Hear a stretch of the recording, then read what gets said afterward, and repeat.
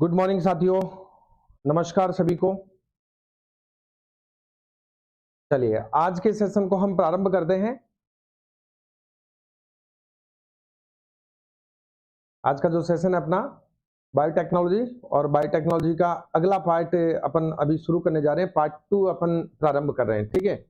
और पार्ट 2 जो है इसमें आज अपन बहुत ही महत्वपूर्ण जो है वो पॉइंट अपन पढ़ने वाले हैं, ठीक है। चलिए, तो वॉइस वगैरह सब क्लियर है, एक बार बता दीजिए।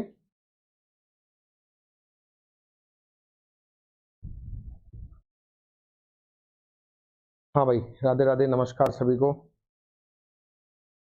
सर आपके द्वारा पढ़ाया गया कंटेंट शानदार और समझने योग्य है, बहुत बहुत धन्यवाद। गुड मॉर्निंग कविता, शक्ति, आवेश, जय जोहार भाई।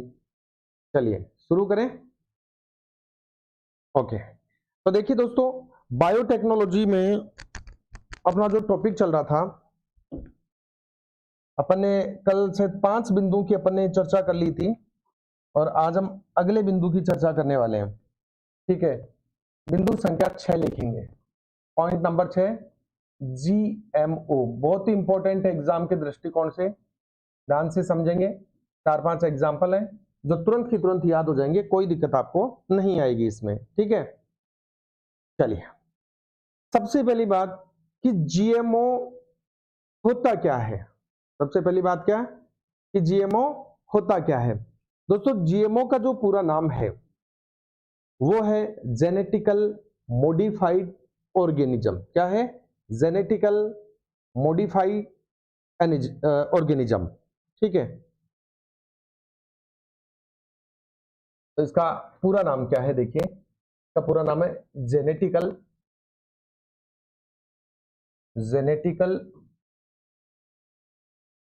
Modified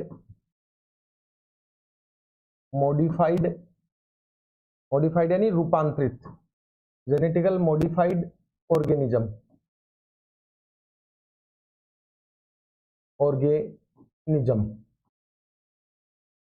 genetical modified organism. Hindi में इसको हम कहेंगे आनुवांशिक रूपांतरित जीव। क्या कहेंगे इसको हिंदी में अपन? हिंदी में अपन कहेंगे दोस्तों आनुवांशिक रूपांतरित जीव। एक बार आप कमेंट्स करके बताइए मुझे कि क्लास प्रॉपर चल रही है ना, कोई डिस्टर्बेंस तो नहीं आ रहा क्लास में। ये चीज आप मेरे को एक बार बताएं प्लीज, कमेंट्स कीजिए। ऑडियो और वीडियो में कोई प्रॉब्लम तो नहीं है?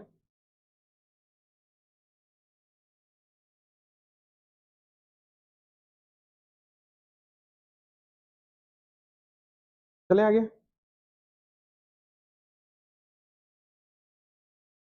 ओके है, ठीक है। चलिए, तो जीएमओ अपना टॉपिक है दोस्तों, जेनेटिकल मॉडिफाइड ऑर्गेनिज्म। हिंदी में कहते हैं इसको आनुवांशिक रूपांतरित जीव। क्या कहते हैं? आनुवांशिक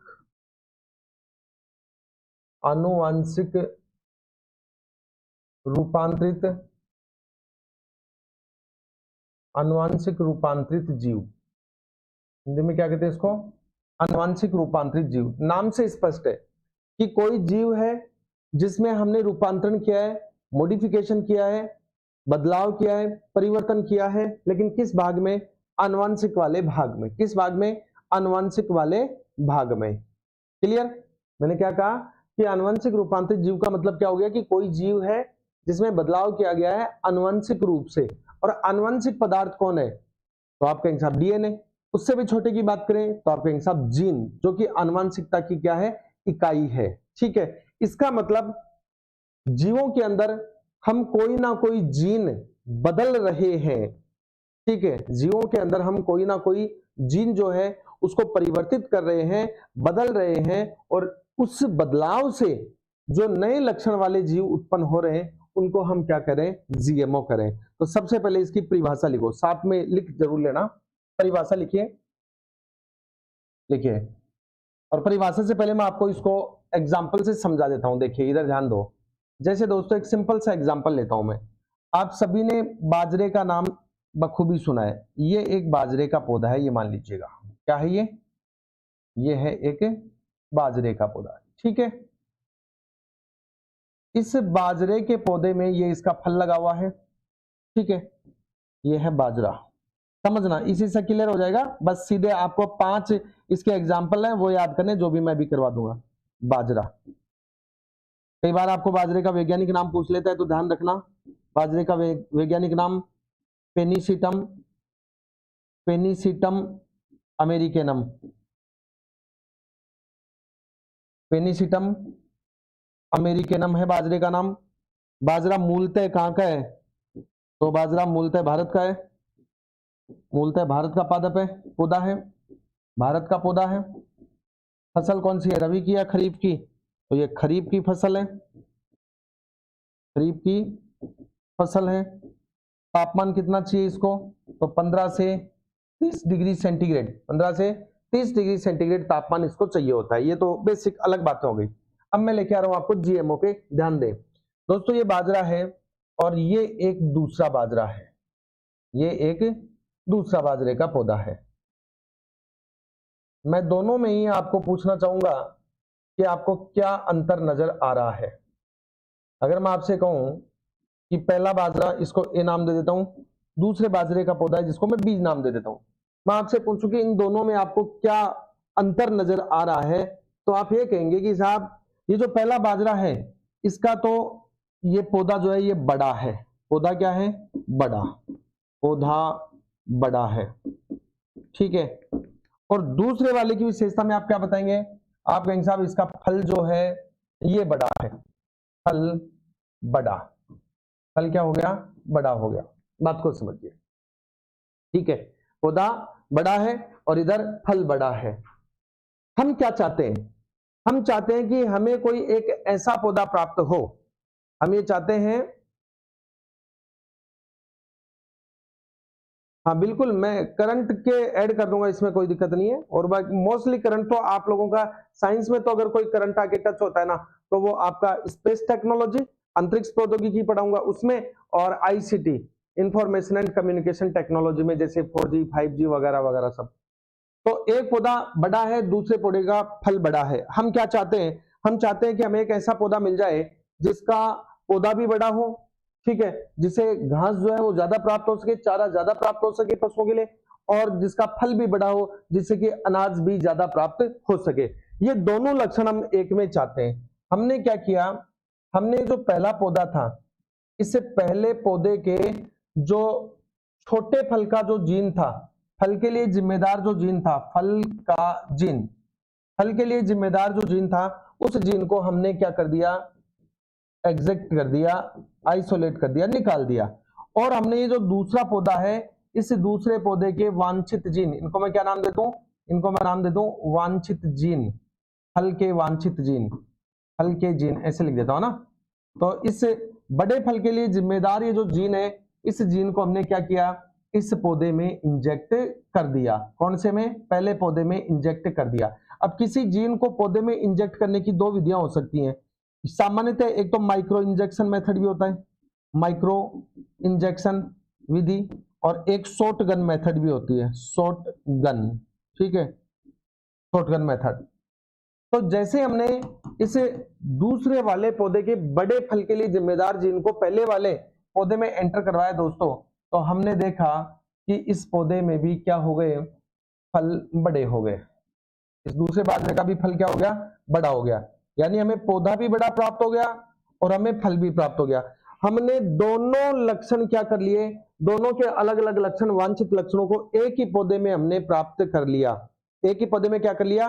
प्राप्त कर लिया। दोस्तों बात समझ में आ रही है? यानी कि हमने इस पहले पौधे में दूसरे पौधे के जीन डालकर इसको क्या कर दिया? मॉडिफाइड कर दिया, रूपांतरित कर दिया। इसमें वो लक्षण भी हमने डेवलप कर दिया जो इसमें पहले नहीं था। यानी बीज बड़े फल का लक्षण इसमें नहीं था, लेकिन हमने दूसरे जीन डाल करके और इसको इस योग्य बना दिया। यानी हमने इसको आनुवंशिक जीन डाला है, इसका आनुवंशिक पदार्थ डाला है। क्या किया? इसमें बदलाव किया है, जीव ये है, इसलिए ये हो गया आनुवंशिक रूपांतरित जीव। बात समझ में आई कि नहीं आई? फटाफट से बताओ कि इतनी बात समझ में आई कि नहीं आई कि आनुवंशिक रूपांतरित जीव होते गए। यही प्रोसेस अगर आप जंतुओं में अपनाएंगे वो भी जेनेटिकल मॉडिफाई हो जाएंगे, ठीक है। जैसे पशुओं में नस्ल सुधार करने के लिए, जैसे गाय है जिसका नाम है रोजी, वो रोजी जीएमओ है, वो क्या है, जीएमओ है। हाँ भाई राकेश, स्पेस टेक्नोलॉजी भी करवाऊंगा और आपके एक और है ICT, information and communication technology, वो भी मैं करवाऊंगा। इसके बाद में एक आधा पॉइंट और आपका रहेगा बायोलॉजी का, वो करवाने के बाद हम उसी पे चलेंगे, ठीक है। चलिए, ये बात आपको समझ में आ गई, तो अब परिभाषा लिखेंगे जीएमओ की, लिखिए डैश लगा के। किसी जीव के शरीर में, किसी जीव के शरीर में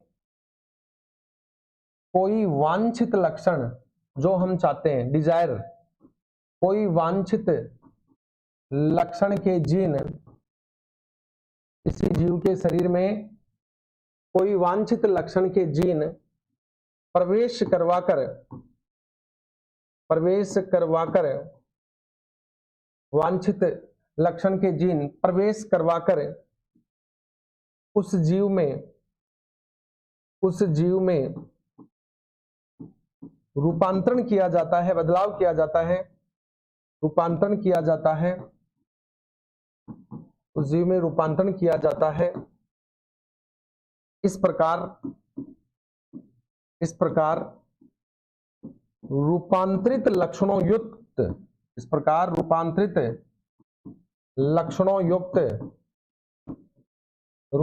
लक्षणों युक्त जीव जीएमओ कहलाता है, जीएमओ कहलाता है। प्रकार रूपांतरित लक्षणों युक्त जीव क्या कहलाता है, जीएमओ। क्या कहलाता है दोस्तों, जीएमओ कहलाता है, ठीक है, जेनेटिकल मॉडिफाइड ऑर्गेनिज्म कहलाता है। आपको सिर्फ एग्जाम्पल याद रखने हैं, लिखो जीएमओ के उदाहरण, सीधे सीधे एग्जाम्पल याद रखने हैं आपको। तो एक एग्जाम्पल तो आपका हो गया बीटी कपास, बीटी कपास। एक एग्जाम्पल आपका हो गया बीटी बैंगन, बीटी बैंगन, अभी बताऊंगा बीटी का मतलब क्या है। एक आपका हो गया रोजी गाय, रोजी गाय। एक आपका एग्जाम्पल हो गया ओनको माउस, ओनको माउस, चूहा है ये। आकार बढ़ा के देखा गया कि क्या जीवों का आकार भी बढ़ सकता है, क्या बढ़ गया, इसका नाम ओनको माउस है। एक आपका एग्जाम्पल हो गया सुपर पोटैटो, सुपर पोटैटो, ये आलू है बड़े आकार का। एक है फ्लावर सावर, क्या है, फ्लावर सावर, फ्लावर सावर, फ्लावर सावर क्या है, टमाटर है, ध्यान रखना, ये टमाटर है, ये आलू है, ठीक है। ये उनको माउस चूहा है, ये रोजी गाय गाय है, बीटी कपास कपास है, बीटी बैंगन बैंगन है। ये इसके एग्जाम्पल हो गए, ठीक है, ये क्या हो गए, इसके एग्जाम्पल हो गए। आपको यहां से सीधा सटीक प्रश्न उठा के पूछेगा निम्न में से कौन जीएमओ का उदाहरण है, या कौन इनमें से जीएमओ का उदाहरण नहीं है। तो तीन तो इनमें से होंगे, एक अलग होगा, या तीन अलग होंगे, एक इनमें से होगा। तो जीएमओ के एग्जाम्पल, जेनेटिकल मॉडिफाइड ऑर्गेनिज्म के एग्जाम्पल आप समझ में आ गए। बीटी कपास हो गया, बीटी बैंगन हो गया, रोजी गाय हो गई, ओंको माउस जो चूहा है, सुपर पोटैटो हो गया जो आलू है, और फ्लावर सावर हो गया जो टमाटर है। अब ये जो बीटी वाला कॉन्सेप्ट क्या है ये मैं बता देता हूं, क्योंकि पहले भी यहां पर इस बीटी से संबंधित क्या पूछे गए प्रश्न आप लोगों को पूछे गए हैं, ठीक है। इस बीटी वाला मामला क्या है ये देखिए, मैं फैक्ट लगा के आपको समझा देता हूं। फैक्ट देखिए दोस्तों, बीटी जो है, इस बीटी का पहले तो आपको पूरा नाम पता होना चाहिए।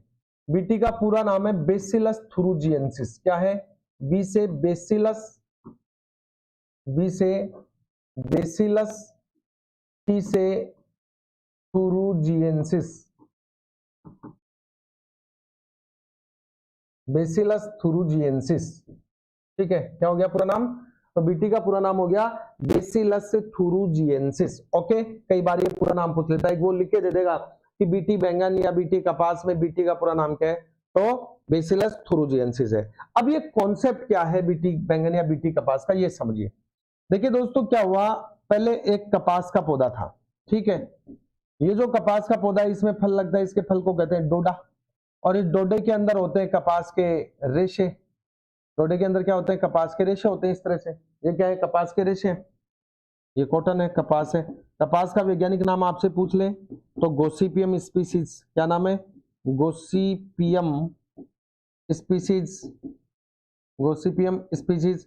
आम बोलचाल में इसको बनिया भी कहते हैं राजस्थानी भाषा में, ठीक है। सामान्यतः नरमा भी एक शब्द होता है जो अपने उत्तरी जो राजस्थान है, मतलब गंगानगर और मानगढ़ उधर की साइड में होता है। और सबसे ज्यादा राजस्थान में जो उत्पादन है बीटी कपास का वो कहाँ हो रहा है? गंगानगर में। कहाँ हो रहा है? गंगानगर में। और मूलतः ये पौधा है कहाँ का? तो ये है अमेरिका का। कहाँ का है? अमेरिका का। पूछ ले आपसे बीटी कपास मूलतः है कहाँ का? तो बीटी कपास मूलतः अमेरिका का है दोस्तों। कहाँ का है? अमेरिका का है, ठीक है।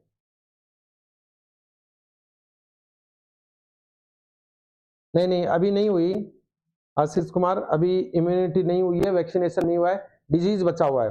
जहां डिजीज पढ़ेंगे अपन, रोग पढ़ेंगे, वहीं पे इम्यूनिटी अपन पढ़ेंगे, ठीक है। वहीं पे अपन वैक्सीनेशन पढ़ेंगे और वहीं पे अपन सभी डिजीज के नाम पढ़ेंगे, चाहे वो विषाणु जनित, जीवाणु, कवक, प्रोटोजोआ, सारी, ठीक है। अभी यहाँ पे आ जाओ दोस्तों, बहुत इंपॉर्टेंट चल रहा है। तो ये कपास का पौधा है। हुआ क्या दोस्तों? कीड़े आते और ये कीड़े इस कपास के डोडे को खा जाते और अंदर प्रवेश कर जाते। अंदर प्रवेश करके अंदर जो कपास के रेशे हैं, क्योंकि कपास के रेशों में क्या होता है, ध्यान रखना, कपास के जो रेशे होते हैं ना, रेशे, ये रेशे होते हैं सेल्यूलोज। क्या होते हैं? सेल्यूलोज होते हैं। सेल्यूलोज बोले तो सबको पता है कार्बोहाइड्रेट। क्या है सेल्यूलोज? कार्बोहाइड्रेट है, और कार्बोहाइड्रेट भोज्य पदार्थ है। तो ये कीड़े जो हैं दोस्तों, ये जो कीट हैं, ये कीट इस डोडे के अंदर घुस के और कपास को खा गए, यानी कि कपास को खराब कर देते हैं, ठीक है। वैज्ञानिकों ने क्या किया? वैज्ञानिकों ने एक प्रोसेस अपनाई कि क्यों ना हम इस पौधे को जेनेटिकली रूप से मॉडिफाई कर दें, आनुवंशिक रूप से बदलाव कर दें, जिससे कि इसमें कीट प्रतिरोधक क्षमता उत्पन्न हो जाए। क्या हो जाए? कीट प्रतिरोधक क्षमता, ठीक है। कीट प्रतिरोधक क्या हो जाए? क्षमता उत्पन्न हो जाए। तो इन्होंने क्या किया? एक बैक्टीरिया लिया, एक जीवाणु लिया, और उस जीवाणु का नाम क्या था? Bacillus thuringiensis, BT. क्या नाम था? बीटी। जीवाणु लिया और जीवाणु का नाम क्या था दोस्तों? BT bacteria. इस बीटी जीवाणु में एक जीन पाया जाता है जिसका नाम है क्राइजीन। क्या नाम है? क्राइजीन। और यह क्राइजीन विष उत्पन्न करता है। क्या उत्पन्न करता है? विष उत्पन्न करता है। क्या करता है? क्राइजीन विष उत्पन्न करता है। इतनी बात समझ आ गई? क्या कहा मैंने कि इन कीटों की समस्या को दूर करने के लिए, इस कपास को कीट प्रतिरोधी बनाने के लिए, कि कपास के अंदर ऐसी क्षमता डेवलप कर दें जो कीट प्रतिरोधी हो, यानी कि कीट इसके डोडे में नहीं घुस पाए और कपास को खराब नहीं कर पाए। इसके लिए इन्होंने क्या किया? एक जीवाणु लिया, जीवाणु का नाम था बीटी। क्या था? बीटी। और बीटी बैक्टीरिया का एक जीन निकाला जिसका नाम था क्राइजीन। क्या नाम था? क्राइजीन। और इस क्राइजीन की विशेषता क्या है? ये विष उत्पन्न करता है। दोस्तों इस बीटी जीन को क्या की, इस क्राइजीन को, बीटी जो बैक्टीरिया है, इस बीटी बैक्टीरिया की जो क्राइजीन है, इन क्राइजीन को किसके अंदर है? इस क्राइजीन को इस कपास के पौधे में एंटर करवाया गया। तो अब नए पौधे जो उत्पन्न हुए, इन नए पौधों में क्या हुआ देखिए, वही डोडा लगा यानी कि फल लगा, ठीक है। कीट आए, लेकिन जैसे ही कीट इसके डोडे को खाना स्टार्ट करते हैं तो हमें पता है कि क्राइजीन के कारण डोडे में विष बन गया और ये कीट क्या हो जाते हैं? कीट नष्ट हो जाते हैं। कीट क्या हो जाते हैं? नष्ट हो जाते हैं। और कीट कहां तक प्रवेश नहीं कर पाते? डोडे के अंदर जो कपास के रेशे हैं वहां तक अंदर प्रवेश नहीं कर पाते और ये खराब होने से बच जाता है। यानी इस कपास के पौधे में क्या हो गया? ये कीट प्रतिरोधी हो गया। क्या हो गया? कीट प्रतिरोधी हो गया। कीट प्रतिरोधी। तो पहले इसमें कीटों के प्रति प्रतिरोध नहीं था, लेकिन हमने दूसरे जीव का जीन इसके अंदर इंजेक्ट करवा के, प्रवेश करवाकर, और इसको हमने कीटों के प्रति प्रतिरोधी बना दिया। तो ये लक्षण हमने इसमें उत्पन्न किया है, डेवलप किया है, इसलिए इसको हम रूपांतरित जीव कहेंगे। क्या डाला है हमने? जीन डाला है। जीन आनुवंशिक पदार्थ है, इसलिए ये हो गया जीएमओ, जेनेटिकल मॉडिफाइड ऑर्गेनिज्म हो गया। क्या हो गया दोस्तों? जेनेटिकल मॉडिफाइड ऑर्गेनिज्म हो गया। तो बीटी कपास, चाहे वो बीटी बैंगन पूछे उसका भी यही कॉन्सेप्ट है, और यहाँ पर बीटी की फुल फॉर्म पूछे तो बैसिलस thuringiensis जो क्या है, एक जीवाणु है, याद रहे, फटाफट से इसको नोट कर लो।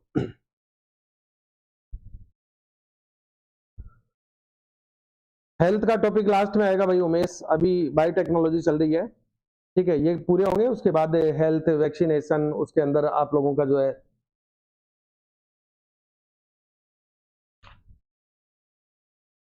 डिजीज वगैरह वो सारी आएंगे। रही बात आपके पर्ल कल्चर की, तो पर्ल कल्चर वैसे देखा जाए तो अकाउंटेंट के सिलेबस में नहीं दे रखा है, मैंने लिखा दिया था, मैंने इसलिए लिखा दिया था क्योंकि एलडीसी के सिलेबस में तो था, आपके सिलेबस में था नहीं, लिखा दिया था, तो उसके बारे में भी एक क्लास में आपको कर दूंगा, कोई दिक्कत नहीं है, ठीक है। पहले जो जो बिंदु आपके सिलेबस में दिए हुए हैं अध्ययन बोर्ड के द्वारा, वो मैं पहले एक बार पूरे करा दूं, ताकि आपको भी ये नहीं लगे कि सर ने स्टार्ट की क्लास और पूरी नहीं करवाई, ठीक है ना।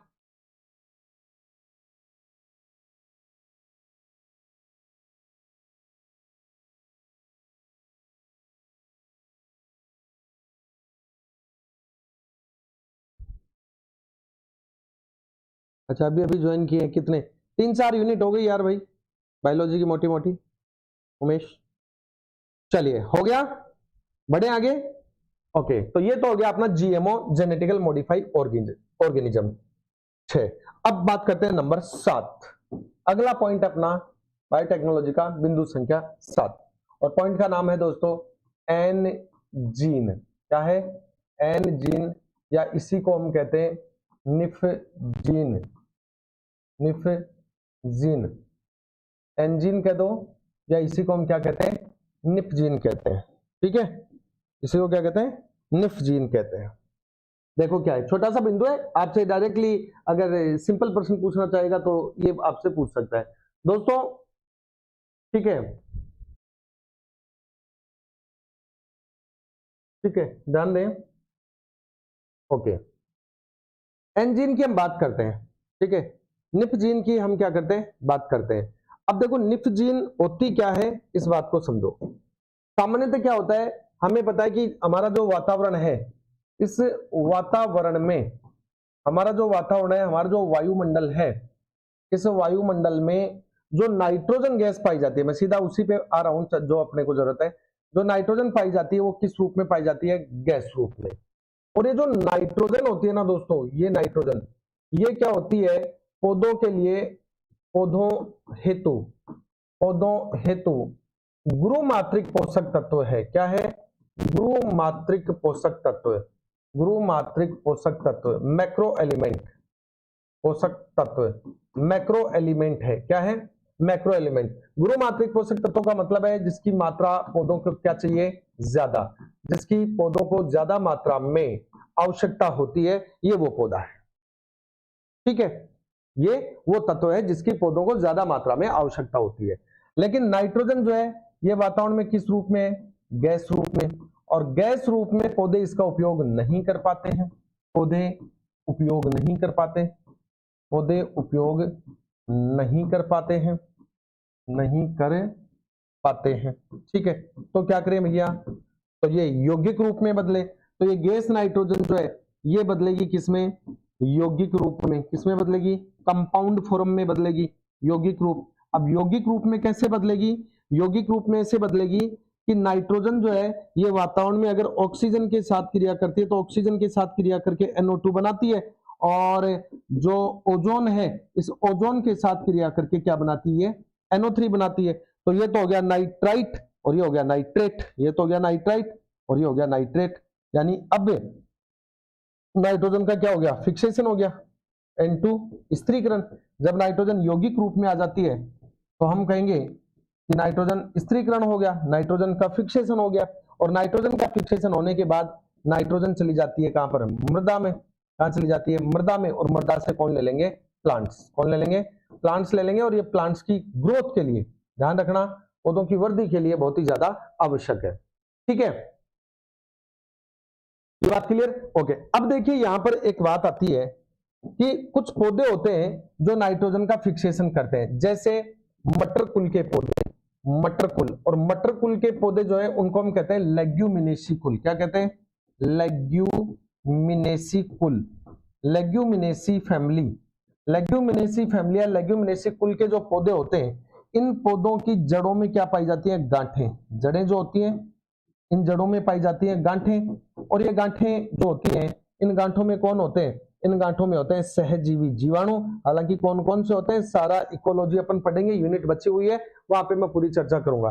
तो सहजीवी जीवाणु पाए जाते हैं जो क्या करते हैं? गैस नाइट्रोजन को यौगिकों में बदलते हैं, यानी कि N2 स्थिरीकरण, नाइट्रोजन का क्या करते हैं? स्थिरीकरण करते हैं। कौन करते हैं नाइट्रोजन का स्थिरीकरण? जो पौधों की, ऐसे पौधे जिनमें फलियां लगती हैं, उन पौधों की जड़ों में गांठें होती हैं, उन गांठों में सहजीवी जीवाणु जैसे एजिटोबैक्टर वगैरह जो है, सबकी चर्चा अपन वहां पर करेंगे। तो सहजीवी जीवाणु जो है, जैसे राइजोबियम वगैरह है, ये इन जीवों की गांठों में रहते हुए नाइट्रोजन का स्थिरीकरण करते हैं। लेकिन कुछ पौधे ऐसे होते हैं जिनकी जड़ों में गांठें नहीं है, और जड़ों में गांठें नहीं है तो नाइट्रोजन स्थिरीकरण नहीं कर पाएंगे, तो फिर क्या करें? तो ऐसे पौधे जो नाइट्रोजन स्थिरीकरण नहीं कर पाते, उनको भी नाइट्रोजन स्थिरीकरण योग्य हम बना सकते हैं। कैसे बना सकते हैं? उनके अंदर वो जीन हम इंजेक्ट कर दें जो नाइट्रोजन स्थिरीकरण का लक्षण इनमें उत्पन्न कर दे। ठीक है, तो जो नाइट्रोजन स्थिरीकरण के लिए जिम्मेदार जीन है, उसी का नाम है एन जीन, या उसी का नाम है निफ जीन। क्या है? Nif gene. उसी का नाम क्या है? निफ जीन है। ठीक है, तो एन जीन क्या है? नाइट्रोजन स्थिरीकरण करने वाला जीन। तो पहले तो एक बात लिखो आप,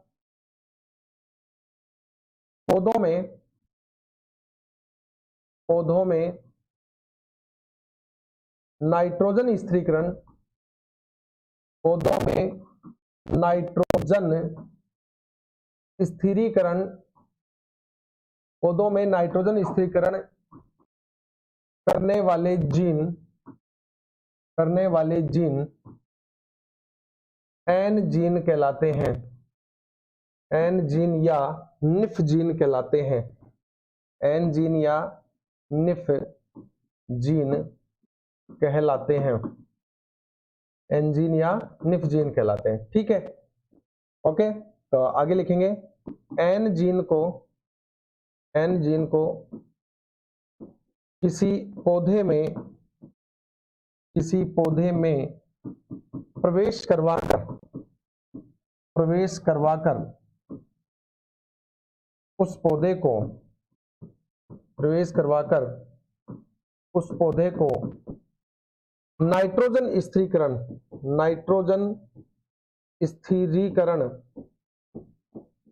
करने योग्य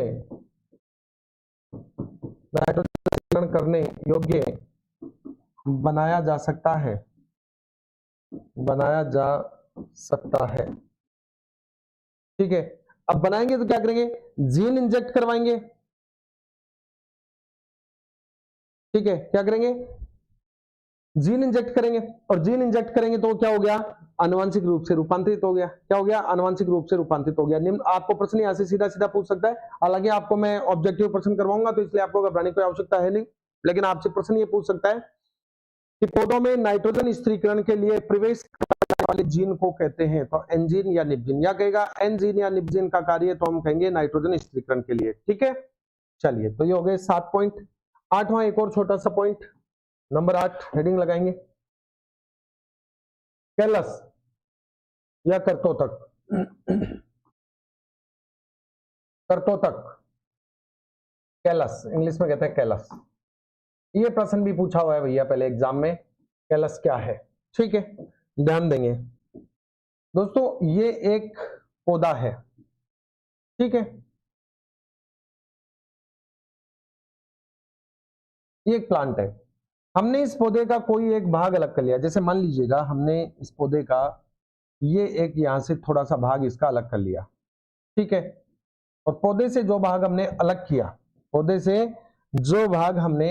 अलग किया, उसको हमने क्या किया? प्रयोगशाला में कृत्रिम माध्यम में रखकर और इसका हमने क्या करवाया? पोषण करवाया। क्या करवाया हमने? इसका पोषण करवाया। यानी कि ये भाग जब पौधे के साथ जुड़ा हुआ था तो ये पौधे से क्या ले रहा था? पोषण ले रहा था। लेकिन हमने इस भाग को पौधे से अलग कर दिया। तो इस भाग में कोशिकाएं वगैरह तो है ही ना, उत्तक है, कोशिकाएं, तो इस भाग को पोषण कहां से मिले? तो उसके लिए हमने इनको कृत्रिम पोषक माध्यम में रख दिया, यानी पोषक माध्यम का सामान्य मतलब हो गया जैसे पानी में थोड़ी चीनी घोल के और उसमें इसको डाल दिया। ठीक है, तो जैसे ही हमने पौधे से ये भाग अलग किया, और इसको प्रयोगशाला में इसका पोषण आपने करवाया, तो इस भाग से आगे चलकर एक नए पौधे का निर्माण हुआ। इस भाग से आगे चल के क्या हुआ दोस्तों, फिर से एक नए पौधे का निर्माण हुआ। तो ये जो भाग अलग किया गया भाग था ये वाला, इसी को कहते हैं कैलस। क्या कहते हैं, कैलस कहते हैं, कर्तोतक कहते हैं। अब इसको सिंपल परिभाषा में समझा देता हूं कि पौधे से अलग किया गया वह भाग जिसका प्रयोगशाला में पोषण करवाया जाता है तथा जिससे नए पौधे का निर्माण हो जाता है, वह भाग क्या कहलाता है, कैलस कहलाता है। तो आप लिख सकते हैं कि किसी पौधे के किसी भाग से, पौधे के किसी भाग से, पौधे के किसी भाग से पृथक किया गया या अलग किया गया, पृथक किया गया वह भाग जिसका, पृथक किया गया वह भाग जिसका प्रयोगशाला में, जिसका प्रयोगशाला में पोषण करवाते हैं, पोषण करवाकर, इसका प्रयोगशाला में पोषण करवाकर जिससे, जिससे नए पौधे का, जिससे नए पौधे का निर्माण होता है, नए पौधे का निर्माण होता है, यह अलग किया गया भाग, यह अलग या पृथक किया गया भाग ही, यह पृथक किया गया भाग ही कैलस कहलाता है, कर्तोतक कहलाता है, कैलस कहलाता है। ठीक है, ये लीजिएगा साहब। क्वेश्चन की बनेगा, बता दिया मैंने, क्वेश्चन बनेगा जो क्लास टाइम, चिंता मत करो, आराम से करवा दूंगा। मैंने पहले ही कह दिया था कि आप एक एक क्लास डेली पढ़ते जाओ। अभी अपने पास 40 दिन के समथिंग है, इतना चाहिए भी नहीं, उसमें तो आपको ऑब्जेक्टिव भी करवा दूंगा। हाँ भाई संध्या, गुड मॉर्निंग। चलिए, ये हो गया कैलस। ओके, यहां तक की बात आपको समझ में आ गई जहां तक मुझे लगता है। ठीक है, इतनी बात आपको समझ में आ गई, तो अब हम आगे चलते हैं दोस्तों। अब अगले बिंदुओं पर बढ़ते हैं जो इस यूनिट के महत्वपूर्ण जो है वो बिंदु है। ठीक है, तो इस यूनिट के महत्वपूर्ण बिंदुओं में सबसे पहले अपन आगे चलते हैं, तो मैं बात करता हूं पेटेंट की। किसकी, पेटेंट की। क्योंकि जब भी नंबर 9 हेडिंग लगाएं दोस्तों, पेटेंट, क्योंकि जब भी कोई वैज्ञानिक जीवों से संबंधित कोई भी प्रोडक्ट बनाएगा, जीवों से संबंधित कोई भी रिसर्च करेगा, ठीक है, तो वो बायोटेक्नोलॉजी के अंतर्गत आएंगी। और खोजकर्ता को उसका श्रेय मिले, उसके लिए क्या चाहिए, उसको पेटेंट करवाना होगा। तो पेटेंट पर एक प्रश्न पूछता है, पुराना पेपर उठा के देखोगे तो आपको पेटेंट पर क्वेश्चन पूछा हुआ मिल जाएगा। ठीक है, अकाउंटेंट में भी मिल जाएगा, एलडीसी में भी मिल जाएगा, और जो डीएलबी में टैक्स असिस्टेंट का एग्जाम हुआ था वहां भी आपको क्वेश्चन आया हुआ मिल जाएगा। तो पेटेंट है क्या, समझिए। पेटेंट, देखिए दोस्तों, सामान्यतः क्या होता था, इस बात को बताता हूं। सामान्यतः होता था कि कोई व्यक्ति है, जैसे मान लीजिएगा मैंने कोई रिसर्च की, ठीक है, हाँ भाई रघुवीर गुड मॉर्निंग। ठीक है, मैंने कोई रिसर्च की, कोई वैक्सीनेशन बनाया या कोई अन्य टेक्निक बनाई मैंने जीवों से संबंधित, तो उस रिसर्च को, जो मैंने शोध कार्य किया है, उसको मैं शोध पत्र पे लिखूंगा, रिसर्च पेपर पर लिखूंगा कि मैंने क्या क्या किया, कैसे कैसे किया, क्या प्रोसेस है, स्टेप्स क्या है, इन सारी चीजों को बनाने करने की क्या चीजें, ये सारी बात मैंने लिखी। लेकिन एक दिन क्या हुआ कि आपके हाथ लग गए मेरे असाइनमेंट्स, मेरे जो असाइनमेंट्स है, मेरे शोध पत्र आपके हाथ लगे, आप उनको खींच के ले गए भैया, चुरा ले गए। आपने उनको रिप्रेजेंट कर दिया, प्रकाशित कर दिया कि भाई साहब देखिए, इस तरह से ये एक टीका बनता है और ये इसकी प्रोसेस है, ये जो इस कागज में मैंने प्रोसेस लिखी है, ये प्रोसेस आप करके देख लो, क्या होगा, टीका बन जाएगा। प्रोसेस करके देखी गई, पता चला टीका तो बन गया। श्रेय किसको मिल गया, आपको, जबकि वास्तविक खोजकर्ता कौन था, मैं, श्रेय मिला आपको। तो इस चीज से बचने के लिए कि जो वास्तविक खोज करता है उसको उसकी खोज का श्रेय मिले, इसके लिए एक कानून बनाया गया भारत में, और उस कानून का नाम ही क्या रखा गया, पेटेंट। और ये पेटेंट है क्या, ये पेटेंट एक विशेषाधिकार है। क्या है दोस्तों? पेटेंट एक विशेषाधिकार है। कैसा विशेषाधिकार गुरुजी? एक ऐसा विशेषाधिकार जो सरकार के द्वारा दिया जाता है। किसके द्वारा? सरकार के द्वारा प्रदत्त होता है, सरकार के द्वारा दिया जाता है। तो सरकार के द्वारा प्रदत्त विशेषाधिकार, जिस विशेषाधिकार के तहत कोई खोजकर्ता स्वयं के द्वारा की गई खोज का जितना चाहे उपयोग करे, जितना चाहे उपभोग करे, जितना चाहे विकास करे, जितना चाहे व्यवसाय करे। क्या कहा मैंने? मैंने कहा कि पेटेंट एक विशेषाधिकार है जो सरकार के द्वारा किसी खोजकर्ता को दिया जाता है, और इस विशेषाधिकार के तहत कोई खोजकर्ता अपने द्वारा की गई खोज का जितना चाहे विकास, व्यवसाय, उपभोग कर सकता है। इसके लिए वह स्वतंत्र है, लेकिन एक निश्चित समय के लिए, यानी कि पेटेंट भी एक निश्चित अवधि के लिए ही होगा। और भारत में यह अवधि जो है ये 20 वर्ष की है। कितनी है? 20 वर्ष की है। अब इस बात को कोई माने नहीं माने, तो इस बात को सब माने, इस बात को सब माने, इसके लिए इसको क्या बना दिया गया? कानून बना दिया गया। पेटेंट को क्या बना दिया गया? कानून बना दिया गया। कानून कब बनाया? 1970 में बनाया। तो 1970 में कानून बनाया तो भैया इसको लागू भी कर दो। तो 20 अप्रैल 1972 को इसको क्या कर दिया दोस्तों? लागू कर दिया गया। किसको? पेटेंट को। मोटी मोटी बातें याद रखनी है, ठीक है? क्या याद रखना है? पेटेंट क्या है? विशेषाधिकार है। किसके द्वारा दिया जाता है? सरकार के द्वारा दिया जाता है। किसको दिया जाता है? खोजकर्ता को दिया जाता है। इसके तहत क्या सकती हैं कि खोजकर्ता जितना चाहे अपने द्वारा की गई खोज का विकास, व्यवसाय, उपभोग कर सकता है। अवधि कितनी है? तो भारत में 20 वर्ष के लिए पेटेंट होता है। पेटेंट कानून कब बना? 1970 में बना। पेटेंट कानून लागू कब हुआ? तो 20 अप्रैल 1972 को लागू हुआ। कब लागू हुआ? 20 अप्रैल 1972 को लागू हुआ। ठीक है?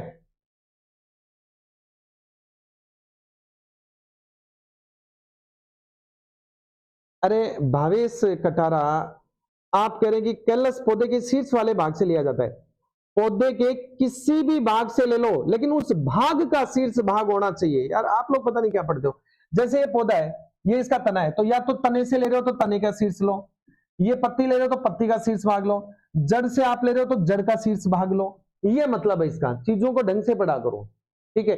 कारण क्या है कि जो शीर्ष वाले भाग होते हैं उनमें सबसे ज्यादा विभज्योतक उत्तक पाए जाते हैं। विभज्योतक उत्तक पाए जाते हैं। मेरिस्टेमेटिक टिश्यू जो है वो सबसे ज्यादा शीर्ष वाले भागों में पाए जाते हैं। और मेरिस्टेमेटिक जो टिश्यू होते हैं इनमें सबसे ज्यादा क्या पाई जाती है?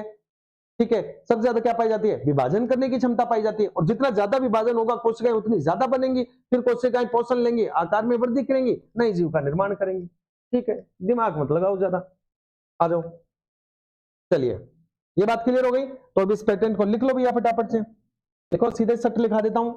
पेटेंट क्या है? तो लिखो, यह एक विशेषाधिकार है। यह एक, शॉर्ट में लिखा रहा हूं इसको, विशेषाधिकार है। पेटेंट क्या है? एक विशेषाधिकार है दोस्तों। किसके द्वारा प्रदत्त होता है? सरकार द्वारा प्रदत्त होता है। सरकार द्वारा प्रदत्त होता है, मतलब सरकार द्वारा दिया जाता है। ये वैसे एक WPO है दोस्तों, एक संस्था का नाम है विश्व बौद्धिक संपदा। विश्व बौद्धिक संपदा जो है, इस विश्व बौद्धिक संपदा के द्वारा ये दिया जाता है, ध्यान रखना। इसके लिए एक ऑर्गेनाइजेशन है विश्व बौद्धिक संपदा, ठीक है? ओके, सरकार द्वारा प्रदत्त किया जाता है। अधिकार क्या है इसके अंदर? अधिकार क्या है? तो अधिकार है खोजकर्ता। खोजकर्ता क्या क्या कर सकता है? खोजकर्ता अपनी खोज का विकास कर सकता है, व्यवसाय कर सकता है यानी बेच सकता है किसी को, और उपभोग कर सकता है। क्लियर? विकास, व्यवसाय, उपभोग कर सकता है, इसके लिए वो स्वतंत्र है। दोनों नाइस क्लास सर। लाइव देखने का टाइम ना मिलता है तो बाद में देखते हैं डेली आपकी क्लास। ओके ओके, बाद में देख लिया करो, कोई दिक्कत नहीं। बात क्लियर हो गई। अब ये कहता है कि भैया पेटेंट जो है, ये पेटेंट की अवधि कितनी है? तो भारत में इस पेटेंट की जो अवधि है, भारत में इसका जो टाइम पीरियड से अवधि है वो है 20 वर्ष। ये प्रश्न पूछा हुआ, ध्यान रखना टैक्स असिस्टेंट में। ओके, आपसे कही कानून कब बना? तो कानून बना, भारत में पेटेंट कानून बना 1970 में। वो कहेगा लागू कब हुआ? लागू कब हुआ? तो लागू हुआ 20 अप्रैल 1972। 20 अप्रैल 72 को पेटेंट कानून जो है भारत में लागू हो गया, जिसके तहत जो वास्तविक खोज करता है उसको ही क्या मिलता है, अपनी खोज का श्रेय मिलता है। क्लियर? तो बायोटेक्नोलॉजी का अगला एक बिंदु आपका हो गया। अब चलते हैं इससे अगले बिंदु पर। अगर आपने इतना नोट कर लिया, अब बहुत ही ज्यादा इंपॉर्टेंट बिंदु अब पढ़ाने जा रहा हूं, पॉइंट नंबर 10 पर। 9 तक हो गए, पॉइंट संख्या 10 पर सबसे ज्यादा इंपॉर्टेंट चीज लेके आ रहा हूं दोस्तों अभी, और वो उसका अपन जिक्र करेंगे, और वो है अपनी क्या, तो वो है दोस्तों, समझ जाओ क्या है, अरे परख नली शिशु है, क्या है, परख नली शिशु। एक चीज ध्यान रखना, कई बार क्या होता है कि जो ये पेटेंट के बारे में है ना, ऐसे प्रश्न पूछ लेता है, कई बार आपको ये कह देता है कि उपयोगिता पेटेंट क्या होता है। ये एक चीज और मैं इधर बता देता हूं थोड़ी सी, ठीक है, एक और बता देता हूं आपसे, कहे यूटिलिटी पेटेंट, उपयोगिता पेटेंट, उपयोगिता पेटेंट। हालांकि ये पेटेंट के प्रकार है, पेटेंट के प्रकार है, लेकिन इतना आपको इसमें कुछ नहीं की आवश्यकता नहीं, इसलिए नहीं है। वो कहेगा पादप पेटेंट, तो आपको पहले ही पता चल गया पादपों से संबंधित किसी भी वस्तु या पदार्थ का पेटेंट है। वो कहेगा जंतु पेटेंट, तो जंतु से संबंधित किसी पदार्थ, वस्तु या खोज का पेटेंट है। लेकिन उपयोगिता पेटेंट लिख देगा तो यहां थोड़ा कंफ्यूज हो जाएगा।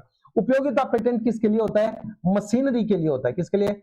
मशीनरी, मशीनरी हेतु, कोई मशीन वगैरह, उपकरण वगैरह जो होता है, मशीनरी हेतु, उपकरण हेतु, या किसी यंत्र हेतु जो पेटेंट होता है, यंत्र हेतु जो पेटेंट होता है दोस्तों, वो पेटेंट क्या कहलाता है? वो उपयोगिता पेटेंट कहलाता है, यूटिलिटी पेटेंट कहलाता है। ये बात जरूर से नोट कर लेना साइड में, ठीक है, ये बात जरूर से नोट कर लीजिएगा, ये बात आप जरूर से नोट कर लीजिए, ठीक है।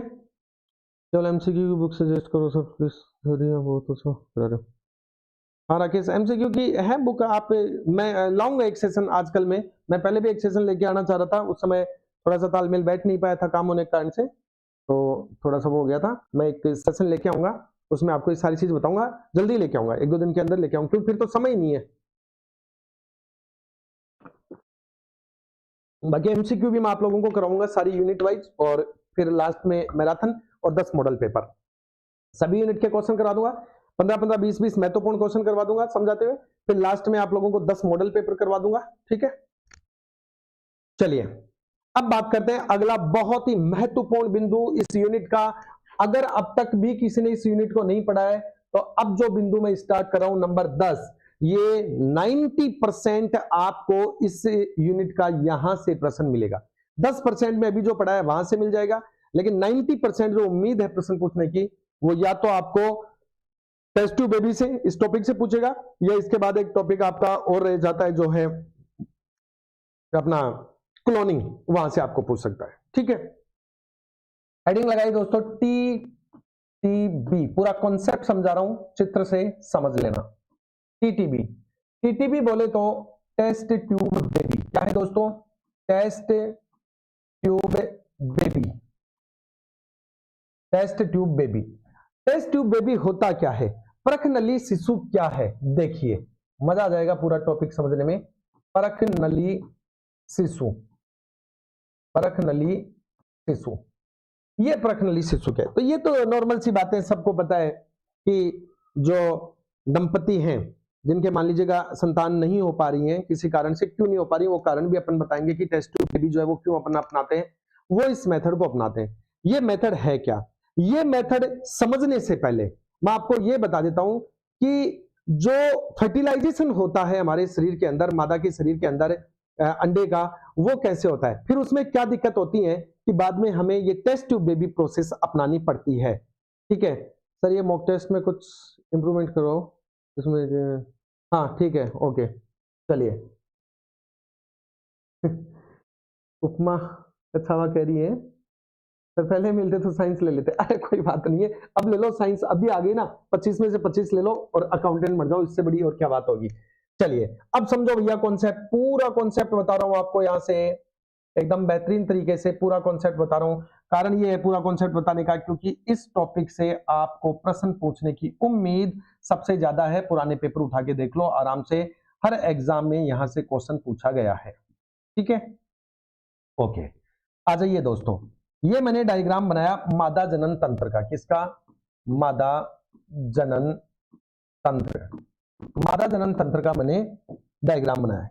इस मादा जनन तंत्र में ये जो साइड वाले भाग है ये भाग कहलाते हैं दोस्तों ओवरी। क्या कहलाते हैं? ओवरी कहलाते हैं, अंडाशय कहलाते हैं। ठीक है, क्या कहलाते हैं? ओवरी कहलाते हैं दोस्तों, अंडाशय कहलाते हैं। ये वाले भाग ओवरी हैं। ठीक है, मैं नाम भी लिखता चलता हूं, ओवरी, अंडाशय। अब ओवरी के अंदर क्या होगा? सबको पता है, अंडे का निर्माण होगा। क्या होगा? अंडे का निर्माण होगा। ये बन गया साहब एग। ओवरी के अंदर क्या बनेगा? एग बनेगा। क्या बनेगा? एग। ये एग जो है, ये एग मेंस्ट्रुएशन साइकिल, जो महिलाओं में मासिक चक्र आता है दोस्तों, मेंस्ट्रुएशन जो साइकिल होता है, मासिक धर्म जो होता है, ठीक है, इस मेंस्ट्रुएशन साइकिल के 14th डेज पर, जैसे मान लीजिएगा आज 1 तारीख है, ठीक है, और आज मेंस्ट्रुएशन साइकिल स्टार्ट हुआ है, तो आज से 14 डेज आएगा, कितनी तारीख? 15 तारीख। आज 2 तारीख है तो 15 तारीख। ठीक है, तो 15 तारीख को क्या होगा? यानी आफ्टर 14 डेज क्या होगा? एक प्रोसेस होगी, क्रिया होगी, जिसमें ओवरी का मुंह यहां से खुलेगा और ओव्यूल जो है ये बाहर आएगा, अंडा बाहर निकलेगा, ओवरी से बाहर निकलेगा अंडा और इस भाग में आएगा, और इस भाग को क्या कहते हैं? Fallopian tube. ये जो नलिका है, यहां से लेकर यहां तक वाली ये नलिका, ये वाली, ये वाली, इनको कहते हैं अंडवाहिनी। क्या कहते हैं? अंडवाहिनी। बोले तो फैलोपियन ट्यूब। क्या कहते हैं? Fallopian tube. और अंडा निकलकर फैलोपियन ट्यूब में आया, इस क्रिया को कहते हैं अंडोत्सर्ग। क्या कहते हैं? ओव्यूलेशन। क्या कहते हैं? ओव्यूलेशन, अंडोत्सर्ग। कौन से दिन हुआ? 14th days. ये प्रश्न भी कई बार पूछ लेता है कि ओवरी से ओव्यूलेशन का जो दिन है वो क्या होता है, या ओव्यूलेशन कौन से दिन होता है? पहला प्रश्न यहां से बनता है। तो दोस्तों ओव्यूलेशन होता है कौन से दिन? 14th डेज पे होता है। 14वां दिन जो होता है मेंस्ट्रुएशन साइकिल का, उस दिन ओवरी से एग बाहर निकलता है, अंडा बाहर निकलता है। ठीक है, ओके। यदि इसी दरमियान दोस्तों, इसी दरमियान यदि स्त्री के शरीर में शुक्राणु छोड़े जाएं, क्या छोड़े जाएं? स्त्री के शरीर में शुक्राणु छोड़े जाएं, तो ये शुक्राणु मूवमेंट करते हुए आगे की ओर बढ़ते हैं। शुक्राणु क्या करते हैं? मूवमेंट करते हुए आगे की ओर बढ़ते हैं, और किससे जाकर मिलते हैं? अंडे से जाकर मिलते हैं। किससे जाकर मिलते हैं? ओव्यूल से जाकर मिलते हैं। अब इस प्रोसेस को कुछ यूज समझिए। ये वाली जो प्रोसेस, इसको मैं बाहर ले लेता हूं, ठीक है, ये वाला, ये जो प्रोसेस बता रहे हैं अपन, जिसमें अंडवाहिनी के अंदर, अंडवाहिनी के अंदर अंडे से कौन मिल रहा है? शुक्राणु मिल रहा है। इस पोजीशन को मैं यहां आपको अलग से बता देता हूं, ठीक है, इस बात को यहां ले लो। तो ये था दोस्तों ओव्यूल, अंडा, और अंडे से आकर मिला कौन? शुक्राणु। कौन आके मिला? शुक्राणु। ठीक है, ये शुक्राणु मिला। ये जो शुक्राणु है, इसके बारे में कुछ क्वेश्चन एग्जाम में सामान्यतः पूछ लेता है। 2-3 बातें इधर लिख देता हूं, शुक्राणु से रिलेटेड 2-3 बातें इधर लिख देता हूं, क्योंकि एग्जामिनर का कोई भरोसा नहीं, और अधीनस्थ बोर्ड वालों का तो बिल्कुल भरोसा नहीं, क्या पूछ ले, कहां से शुक्राणु पूछ ले, कहां अंडाणु पूछ ले। शुक्राणु के बारे में 2-4 चीज ध्यान रखना। एक तो किसके बने होते हैं? प्रोटीन के बने होते हैं। किसके बने होते हैं? प्रोटीन। एक आकार, मानव के शुक्राणु का आकार कैसा होता है? चम्मच नुमा। चम्मच नुमा कैसा होता है? चम्मच नुमा होता है। ठीक है, जीवन काल पूछे, जीवन काल कितना होता है?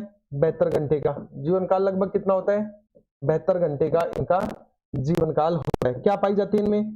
पूंछ पाई जाती है। पूंछ वाले भाग में क्या होती है? माइटोकॉन्ड्रिया। क्या होती है? माइटोकॉन्ड्रिया पाई जाती है, जो इनको क्या देती है? ऊर्जा देती है। माइटोकॉन्ड्रिया ऊर्जा देते हैं। और इनका जो शीर्ष भाग होता है, जो शुक्राणु का शीर्ष भाग होता है, जो टोपीनुमा भाग होता है शीर्ष, इस शीर्ष भाग को कहते हैं एक्रोसोम। क्या कहते हैं? एक्रोसोम कहते हैं। शीर्ष भाग को क्या कहते हैं? एक्रोसोम। बस ये 2-3 बातें आप सुन लो, इनको दिमाग में रख लो, ठीक है। हाँ, WIPO 1957 रूप सिंह, राइट, बिल्कुल, गुड मॉर्निंग भाई। ठीक है, शुक्राणु प्रोटीन के बने होते हैं, चम्मचनुमा होते हैं आकार में। मनुष्य के शुक्राणु जीवन काल 72 घंटे का, इनमें पूंछ पाई जाती है, जिसमें माइटोकॉन्ड्रिया होते हैं, जिससे ऊर्जा मिलती है, ये आगे की ओर मूवमेंट करते हुए और आगे की ओर बढ़ते हैं। ठीक है, शीर्ष एक्रोसोम कहलाता है। शीर्ष वाला जो भाग है ये एक्रोसोम कहलाता है। एक्रोसोम वाले भाग से एक हार्मोन छोड़ते हैं, जिसे एक्रेलिन कहते हैं। ये एक्रेलिन अंडे की भित्ति को पिघला देता है, और ऐसा होने पर जैसे अंडे की भित्ति पिघलती है, तो अंडे के अंदर कौन प्रवेश कर जाता है? शुक्राणु का शीर्ष वाला भाग प्रवेश कर जाता है। केवल शीर्ष वाला भाग प्रवेश करते ही अंडा वापस से क्या हो जाता है? अपारगम्य हो जाता है, यानी शीर्ष वाला भाग ही जा पाता है। ये प्रोसेस होते ही हम कहेंगे कि अंडे का निषेचन हो गया। क्या हो गया? अंडे का निषेचन। क्या हो गया, तो अंडे में शुक्राणु प्रवेश कर गया तो अंडे का क्या हो गया, फर्टिलाइजेशन, निषेचन, जो कहां हो रहा है, यहां पर हो रहा है। क्या नाम है इसका, अंडवाहिनी में। तो निषेचन कहां हो रहा है दोस्तों, अंडवाहिनी में हो रहा है। सीधा सीधा प्रश्न पूछ लेता है कि निषेचन कितने प्रकार का होता है, ऐसे पूछ लेता है। तो निषेचन दो प्रकार का होता है, ध्यान रखना, एक बाह्य निषेचन और एक आंतरिक निषेचन। और यहां से एक अच्छा प्रश्न पूछता है कि आंतरिक निषेचन, जीवों में आंतरिक निषेचन कहां पर होता है। तो जीवों में आंतरिक निषेचन कहां पर होता है, ये मत कह देना घर पे होता है। जीवों में आंतरिक निषेचन जो है दोस्तों, वो होता है अंडवाहिनी में। कहां होता है, अंडवाहिनी में होता है। जिन भी जीवों में आंतरिक निषेचन होता है वो अंडवाहिनी में होता है, जैसे मनुष्य, गाय, भैंस, ये सब, ठीक है। बाह्य निषेचन जो होता है वो होता है जल में। कहां होता है, जल में। तो यहां से एक सीधी सी बात समझ में आएगी कि बाह्य निषेचन जो होगा वो जलीय जीवों में होगा। जलीय जीवों में कौन, जैसे मेंढक, जैसे सी अर्चिन, समुद्री अर्चिन और मेंढक, दोनों में क्या होता है, बाह्य निषेचन। बाह्य निषेचन में क्या होता है कि जो नर मेंढक है वो अपने शुक्राणु किसी साइड कहीं पे छोड़ देता है पानी में, मादा मेंढक कहीं और है, वो अपने अंडाणु को जो है वो पानी में छोड़ देती है। संयोग से वो पानी के साथ तैरते हुए अंडाणु और शुक्राणु जो है वो संपर्क में आते हैं और बाह्य निषेचन की क्रिया जल में संपन्न होती है और जीव का निर्माण होता है। समझ गए, क्लियर, ओके, ये बात हो गई। तो ये निषेचन हो रहा है। तो ये तो सामान्य बात हो गई। अब दिक्कत क्या आ रही है कि हमें टेस्ट ट्यूब बेबी पद्धति अपनानी पड़ रही है। तो ये क्यों अपनानी पड़ रही है, इसका मतलब सीधी सी बात है कि निषेचन जो है वो कहां नहीं हो रहा, अंडवाहिनी में नहीं हो रहा। और निषेचन अंडवाहिनी में नहीं होगा तो ऐसी स्थिति में हमें टेस्ट ट्यूब बेबी पद्धति अपनानी पड़ती है। कैसे अपनानी पड़ती है, देखिए यहां पर।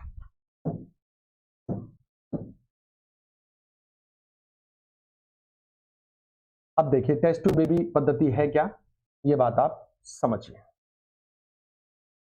मैं बहुत ज्यादा लिखाऊंगा नहीं, पहले बता देता हूं, समझ लो, क्योंकि रामायण लिखने से कोई मतलब नहीं है, ठीक है। महत्वपूर्ण महत्वपूर्ण बातें मैं लिखता जा रहा हूं, साथ में नोट कर लो। देखिए दोस्तों, तो ऐसी स्थिति में हम क्या करते हैं, क्या क्या समस्याएं हो सकती हैं। पहली बात, ओव्यूलेशन नहीं हो। ओव्यूलेशन क्यों नहीं हो, ओव्यूलेशन इसलिए नहीं हो, यानी अंडा जब अंडवाहिनी में नहीं आएगा तो इसका पहला कारण क्या हो सकता है, पहला रीजन हो सकता है कि ओवरी का मुंह है ना खुलना, अंडाशय का बंद होना, ये कर देता हूं मैं, है ना, बंद होना, अंडाशय का मुंह बंद हो सकता है। या फिर क्या हो सकता है, यहां से ये जो अंडवाहिनी है, ये अंडवाहिनी वाला भाग यहां से यूं क्लोज हो, पिचका हुआ हो, तो यहां से फिर क्या होगा, शुक्राणु जो है वो आगे अंडाणु तक नहीं पहुंच पाएगा। तो दूसरी बात क्या हो गई, अंडवाहिनी का बंद होना, अंडवाहिनी का क्या होना, बंद होना, ठीक है। ये जो मुख्य रीजन है, इनके कारण से हो सकता है कि अंडे का जो निषेचन है वो कहां नहीं हो पाता, शरीर के अंदर नहीं हो पाता। तो ऐसी स्थिति में हम क्या करते हैं, टेस्ट ट्यूब बेबी अपनाते हैं। टेस्ट ट्यूब बेबी पद्धति में हम क्या करते हैं, यंत्र की सहायता से अंडाणु को बाहर निकालते हैं। एग जो है, ठीक है, एग जो है दोस्तों, इस एग को यंत्र की सहायता से क्या करते हैं, एग्जिट करते हैं, मादा के शरीर से बाहर निकालते हैं। मादा के शरीर से बाहर निकालने के बाद हम क्या करते हैं, इस अंडे को जो है वो कहा, एक परख नली में, टेस्ट ट्यूब में, ये है परख नली, परख नली।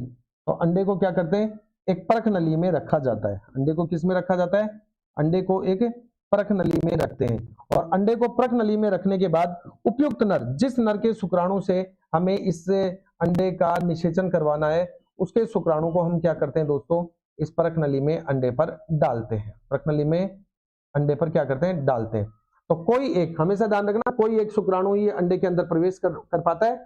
इसके बाद क्लियर नहीं दिख पा रहा, एकदम क्लियर दिख रहा है भाई मेरे यहाँ। तो आप लोग अपने मोबाइल में जो एडवांस वाला होता है ना, वो गोल गोल वाला, वहां क्लिक करके और फिर वो सेटिंग में वो एडवांस कर लो। एडवांस में 360, 420, 760 वो वाला कर लो, एकदम क्लियर दिखेगा, ठीक है। ये चीज क्लियर नहीं दिख रही, ओके। तो क्या किया हमने, अंडे को प्रज्ञली में रखा और शुक्राणु अपन ने इस पे डाल दिए, ठीक है। हमने इनके बीच में जो बैरियर था कि शुक्राणु और अंडाणु मादा के शरीर में नहीं मिल पा रहे थे, वो बैरियर हमने खत्म कर दिया। अंडे का क्या हो गया, निषेचन हो गया साहब। अंडे का क्या हो गया, निषेचन। ये हो गया अपना निषेचित अंडा, जिसमें एक केंद्रक अंडे का होगा और एक केंद्रक शुक्राणु का होगा। तो अंडा कैसा हो गया, 2n हो गया, द्विगुणित हो गया, ठीक है। ये द्विगुणित हो गया, यानी ये निषेचित अंडा क्या है, निषेचित अंडा, निषेचित एग हो गया। ये क्या हो गया, निषेचित अंडा हो गया, ठीक है। निषेचित अंडे को क्या कहेंगे, जाइगोट कहेंगे, युग्मनज कहेंगे, जाइगोट कहेंगे, क्या कहेंगे इसको, जाइगोट कहेंगे, क्लियर, ओके। अब हम क्या करते हैं, इस निषेचित अंडे को मादा के गर्भाशय में स्थापित कर देते हैं। क्या कर देते हैं इसको? मादा के गर्भाशय में स्थापित कर देते हैं। तो ये जहां से अपन ने इसको निकाला था उसी मादा के गर्भाशय में इसको क्या कर दिया हमने? स्थापित कर दिया। ये लो, इसको हमने मादा के गर्भाशय में वापस यहां पर क्या कर दिया दोस्तों? स्थापित कर दिया। ठीक है, ओके। यहां से क्या होगा? यहां से एक सामान्य शिशु का जन्म होगा। ठीक है, यहां से क्या होगा? वो प्रोसेस आपको इतनी नहीं करनी कि इसमें विभाजन होगा, फिर 4, 8, 16, 32, 64 अवस्थाएं बनेंगी, ब्लास्टुला बनेगा, इतना ध्यान रखने की कोई आवश्यकता नहीं है। अकाउंटेंट का एग्जाम दे रहे हो, कोई फर्स्ट ग्रेड लेक्चरर का नहीं दे रहे। ठीक है, तो यहां से क्या होगा? इसका डेवलपमेंट होगा मादा की यानी इस निषेचित अंडे को हमने वापस मादा के गर्भाशय में स्थापित कर दिया। ये यूटेरस गर्भाशय, वापस से हमने इसको गर्भाशय में स्थापित कर दिया। गर्भाशय में इस अंडे का क्या होगा? विकास होगा। क्या होगा? विकास होगा और एक संतान का जन्म होगा। ठीक है, इसका शिशु का जन्म होगा, शिशु। और इसी शिशु को हम क्या कहेंगे? इसी शिशु को हम कहेंगे TTB, टेस्ट ट्यूब बेबी, क्योंकि इस शिशु के निषेचन की क्रिया, शिशु जब अंडे के रूप में था तो इसके निषेचन की क्रिया जो है ये कहां हुई थी? ये निषेचन की क्रिया बाहर परख नली में हुई थी, इसलिए इसको हम क्या कहेंगे? इसलिए हम इसको टेस्ट ट्यूब बेबी कहेंगे, परख नली शिशु कहेंगे। क्या कहेंगे? परख नली शिशु हम इसको कहेंगे। अब इस परख नली शिशु में भी कुछ एक मेथड्स हैं, वो नाम आपको यहाँ पर पूछ लेता है, वो मैं बता देता हूँ। इतना आपने नोट कर लिया या नहीं किया तो फटाफट से कर लो। ये 2-4 बातें महत्वपूर्ण फैक्ट के रूप में। जिफ्ट होता है, गिफ्ट होता है, उनके बारे में बता देता हूँ, पहले पूछा हुआ भी है, जिफ्ट और गिफ्ट। हो गया? चलो इतना हो गया, तो मैं आपको जिफ्ट और गिफ्ट भी यहाँ पे बता देता हूँ, मैं फैक्ट में बता देता हूँ आपको। ठीक है, यहीं से रिलेटेड एक तो आपको गिफ्ट एक पूछता है शब्द और एक पूछता है जिफ्ट। गिफ्ट का पूरा नाम क्या है? देखो, जी फॉर गैमीट, गैमीट इंट्रा, इससे इंट्रा, गैमीट इंट्रा, एफ से फैलोपियन, फैलोपियन, टी से ट्रांसफर, ट्रांसफर, टी से ट्रांसफर। क्या हो गया यहाँ पे? ये हो गया गैमीट इंट्रा फैलोपियन ट्रांसफर हो गया दोस्तों। क्या हो गया? Gamete intra fallopian transfer. और एक जो दूसरा शब्द मैंने बोला वो बोला गिफ्ट, जिफ्ट, ZIFT, ZIFT। ठीक है, इसे कहते हैं zygote, zygote intra, zygote intra fallopian, zygote intra fallopian transfer, transfer. और एक आता है आपके in vitro fertilization, in vitro fertilization, यानी कि हिंदी में पात्रे निषेचन, पात्रे निषेचन। अब पहले तो मैं ये सबसे लास्ट वाला आपको बता देता हूं, सिंपल। जब आपको कहे कि इन विट्रो फर्टिलाइजेशन क्या है, पात्रे निषेचन क्या है, मुझे एक बात बताओ, अंडे का निषेचन कहां हो रहा है? परख नली में। परख नली क्या है? पात्र है कि नहीं है? परख नली एक पात्र है कि नहीं है? है। तो जब निषेचन की क्रिया किसी पात्र में होती है तो उसी को पात्रे निषेचन कहते हैं। तो आपसे कहेगा कि परख नली शिशु उदाहरण है किसका? तो आप कहेंगे साहब पात्रे निषेचन का उदाहरण है। तो आपसे कहेगा कि परख नली शिशु उदाहरण है किसका? हम कहेंगे पात्रे निषेचन का उदाहरण है। क्यों है? तो हम कहेंगे कि निषेचन की जो क्रिया है, परखनली शिशु में निषेचन की क्रिया पात्र में यानी परखनली में करवाई जाती है। परखनली एक पात्र है और पात्र में हो रही है, इसलिए इसको पात्रे निषेचन कहेंगे। तो ये एक पात्रे निषेचन है। ठीक है, बात क्लियर? ओके। दो चीजें, गिफ्ट, गिफ्ट में जी से गैमिट, इंट्रा यानी में, फैलोपियन यानी फैलोपियन ट्यूब, अंडवाहिनी, और ट्रांसफर यानी स्थानांतरण, अंडवाहिनी में स्थानांतरण। लेकिन किसका? गैमिट का। गैमिट बोले तो युग्मक, हिंदी में क्या कहते हैं इसको? युग्मक। क्या कहते हैं? युग्मक। एक होता है zygote intra fallopian transfer, zygote को इंट्रा यानी में, फैलोपियन यानी अंडवाहिनी में, ट्रांसफर यानी स्थानांतरित, यानी कि अंडवाहिनी में हम जाइगोट को स्थानांतरित करें। अभी क्या था ना, ये अंडवाहिनी, ये अंडवाहिनी, इसमें हम जाइगोट को क्या करें? स्थानांतरित करें। ध्यान दीजिए, तो जाइगोट को कहते हैं युग्मनज, हिंदी में युग्मनज। अभी भी समझ में नहीं आया तो ये लो, इससे ज्यादा और सिंपल कर देता हूं। युग्मक दो प्रकार के होते हैं। अगर बात आए नर की तो नर के युग्मक कहलाते हैं शुक्राणु। क्या कहलाते हैं? शुक्राणु। और बात आए मादा की तो मादा के युग्मक कहलाते हैं अंडाणु। यानी कि जब तक शुक्राणु और अंडाणु आपस में मिलते नहीं हैं, जब तक शुक्राणु अलग है अंडाणु अलग है तब तक उनको सेपरेट रूप से क्या कहेंगे, युग्मक कहेंगे, गैमीट कहेंगे। तो मैं शुक्राणु को ही, मान लीजिएगा यहाँ पे शुक्राणु को ही अंडवाहिनी में भेज देते अपन शुक्राणु को ही अंडवाहिनी में भेज देते यहां पर, ठीक है। तो ये क्या होता, ये गैमीट इंट्राफेलोपियन ट्रांसफर कहलाता। क्या कहलाता? गैमीट, युग्मक को ही हम भेज रहे हैं तो ये क्या होता है, गैमीट इंट्राफेलोपियन ट्रांसफर। पर्सन क्या पूछेगा अभी बता दूंगा, पहले ये मीनिंग समझ लो। जाइगोट का मतलब है युग्मनज। अब क्या हुआ, युग्मनज क्या होता है कि ये अंडाणु और ये शुक्राणु दोनों क्या हो गए, मिल गए, दोनों मिलकर दोनों ने एक द्विगुणित संरचना बना ली, 2n संरचना। यही क्या कहलाता है, ये युग्मनज कहलाता है। ये संरचना ही क्या है, जाइगोट है, युग्मनज है, यानी निषेचित अंडा। युग्मनज शब्द आते ही क्या दिमाग में आना चाहिए कि अंडा है जो निषेचित हो चुका है। तो निषेचित अंडा जो है, फर्टिलाइज्ड एग जो है, वो जाइगोट है, युग्मनज है। अब इस युग्मनज को यदि हम अंडवाहिनी में भेजें, निषेचित अंडे को बाहर, शरीर से बाहर निषेचित करवा के अंडवाहिनी में भेजे, दैट इज कॉल्ड जिफ्ट। यदि केवल युग्मक को ही अंडवाहिनी में भेजे, that is called gift in vitro पात्र में। तो आपसे कहेगा परख नली शिशु के उदाहरण हैं या निम्न में से परख नली शिशु से संबंधित है, तो जिफ्ट क्रिया और इन विट्रो फर्टिलाइजेशन, ये तीनों ही क्या है, ये तीनों ही दोस्तों टेस्ट ट्यूब बेबी से संबंधित हैं। क्या है, तीनों ही परख नली शिशु से संबंधित हैं। बोलो बात याद रहेगी कि नहीं रहेगी, जल्दी बताओ। रहेगी, चलो रहेगी। तो अब बात करते हैं आगे। फैक्ट में चौथी बात बता देता हूं, 2-3 लाइन और लिखाऊंगा मात्र। तो आपसे कहेगा प्रथम प्रखनली शिशु, प्रथम टेस्ट ट्यूब बेबी। तो प्रथम टेस्ट ट्यूब बेबी था Louise Joy Brown, Louise Joy Brown. प्रथम test tube baby Louise Joy Brown. और लुइस जॉय ब्राउन का जन्म हुआ ब्रिटेन में। कहां हुआ, ब्रिटेन में, लुइस जॉय ब्राउन। और लुइस जॉय ब्राउन का जो जन्म हुआ दोस्तों, ये कहां हुआ, ब्रिटेन में हुआ। कब हुआ, 25 जुलाई 1978 को। कब हुआ, 25 जुलाई 1978, 25 जुलाई 1978, 1978, ठीक है। 25 जुलाई 1978 को इसका क्या हुआ, जन्म हुआ। क्लियर है, ओके। अब देखिए बिंदु, तो आपसे कहेगा भारत का प्रथम टेस्ट ट्यूब बेबी, भारत का प्रथम परखनली शिशु। भारत का प्रथम टेस्ट ट्यूब बेबी जो है वो है बेबी हर्षा। कौन है, बेबी हर्षा। और बेबी हर्षा का जन्म चेन्नई में हुआ, चेन्नई में हुआ, मद्रास में हुआ था, चेन्नई में हुआ। और ये हुआ 1986 में। कब हुआ दोस्तों, 1986 में हुआ था।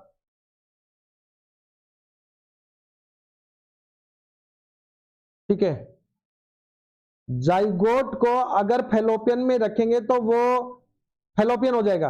अगर उसका पूरा डेवलपमेंट हमने कराया, मैंने बोला ना, आपने सुना नहीं कि अगर हम इसको विभाजन होने दें बाहरी, तो ये जो निषेचित अंडा है वो 2 में 2 से 4, 4 से 8, 8 से 16, 16 से 32 और 32 से 64 भागों में जो है वो डिवाइड हो जाएगा। फिर इसको गर्भाशय में रखेंगे, निषेचन के बाद तुरंत ही रखेंगे तो हम उसको अंडवाहिनी में रख सकते हैं। ठीक है, क्लियर है ये बात, किसने पूछी है, राकेश रॉक, क्लियर, ओके, एक बार में समझ में आ गया, गुड, बात क्लियर। तो 1986 में भारत में प्रथम प्रखनली शिशु ने जन्म लिया जिसका नाम था बेबी हर्षा। ठीक है, और ऐसा भी पढ़ने को मिलता है कि आगे चलकर इनका जो नाम निकाला गया वो कन्नू प्रिया अग्रवाल, कन्नू प्रिया, देख लेना अगर कुछ ऐसा आ जाए तो, कन्नू प्रिया अग्रवाल निकाला गया, कन्नू प्रिया अग्रवाल। और इनके जो डॉक्टर थे जिन्होंने टेस्ट ट्यूब बेबी किया था वो थे डॉक्टर सुभाष कश्यप। कौन थे, डॉक्टर थे सुभाष कश्यप। अगर ऐसा आपको रिलेटेड कोई बातें मिल जाए इनमें से तो थोड़ा सा देख लेना, बात क्लियर, ओके। तो ये था दोस्तों अपना टेस्ट ट्यूब बेबी। क्या था, टेस्ट ट्यूब बेबी था। बताओ बात समझ में आई कि नहीं आई, किसी को कोई प्रॉब्लम तो नहीं है, मैटर समझ में आ गया क्या, ठीक है, मैटर समझ में आ गया क्या, मैटर समझ में आ गया तो बहुत अच्छी बात है। ठीक है, रोजाना क्लास इसी समय होती है, आ जाया करो भैया। अकाउंटेंट बनना है, साइंस में कुछ बेहतरीन करना है तो आपका हार्दिक अभिनंदन है, स्वागत है। ठीक है, नमस्कार, मिलते हैं कल, धन्यवाद।